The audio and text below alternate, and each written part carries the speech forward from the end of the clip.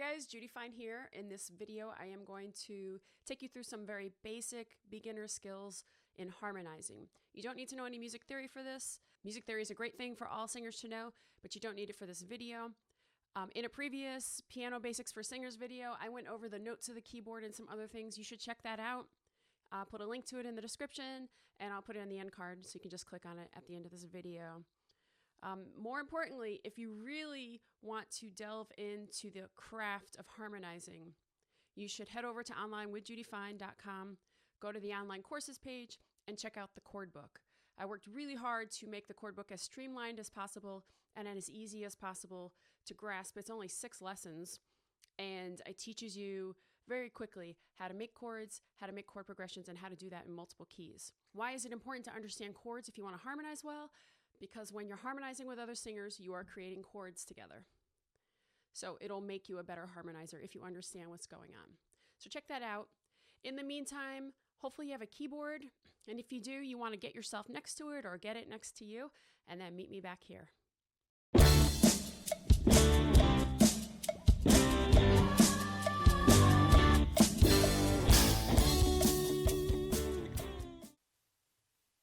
Okay, here we are at the keyboard. Again, I'm going to show you things without going into any music theory. So we're going to visually create chords on the keyboard by using skips. And here's what I mean. For example, you start with this note, and then you skip this one and you play this one, and then you skip this one and you play this one.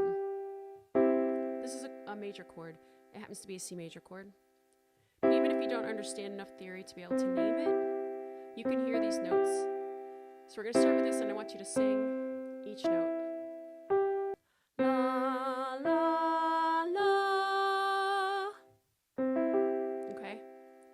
So what's happening when you harmonize is that, say the melody is playing this note, then you can either sing this one or this one with it, as long as the notes that are being sung and played by instrumentalists all contribute to the making of a C major chord.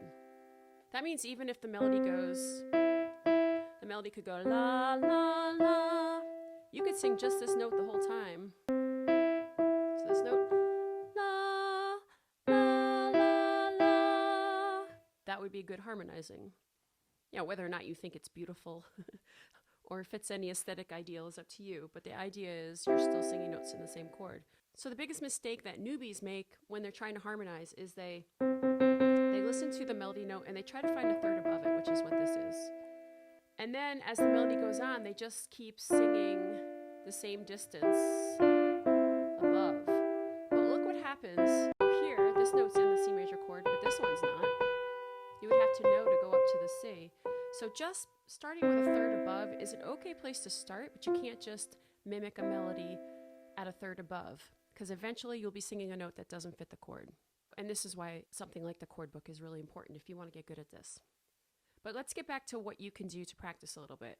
The most common problem that new harmonizers have is that when they're trying to sing one note, let's say they're trying to sing this, but you're hearing this, your brain wants to shift your note down to this one, right? So the most important skill right off the bat is to be able to hang on to a pitch that you're singing while you're hearing other notes. So a real simple exercise that you can do by yourself at the piano, whether or not you know any music theory, is to play chords like this, play notes like this, while holding only one of them, like this. And we can do that with any chord. Let's play this. Now we're playing this chord using skips. It happens to be a minor chord, A minor chord. Doesn't matter, because there are going to be minor chords in songs that you sing. La, la, la. Those are your notes. So we're going to hang on to la, la. Now we're going to sing this one. La. All right, now this one. La.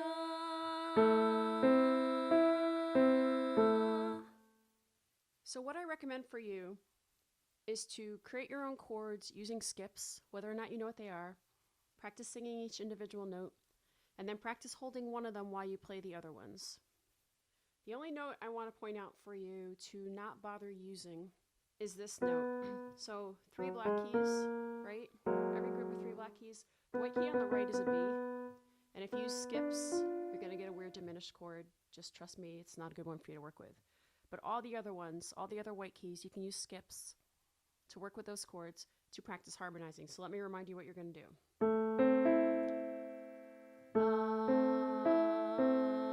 Something like that. Or la, la, la, something like that, to practice holding your note while you're hearing different notes. But you want to work within a chord, okay? This is your first mission. So there you go. I hope you found that helpful. And if you did, please like this video, comment if you're so inspired, and subscribe to my channel. All those things help me out a lot. And don't forget to go to onlinewithjudyfine.com, to the online courses page, and check out the chord book. If you want to be a better harmonizer, it's a great tool for that. And it's also really good if you want to be a better or become a songwriter. And then, of course, I have all my songwriting modules that you could use after you've completed the chord book. I'm really trying to put a lot of stuff out there. So check it all out. There's a lot there. onlinewithjudyfine.com. Thank you for watching. Thank you for your support, and I'll see you next time.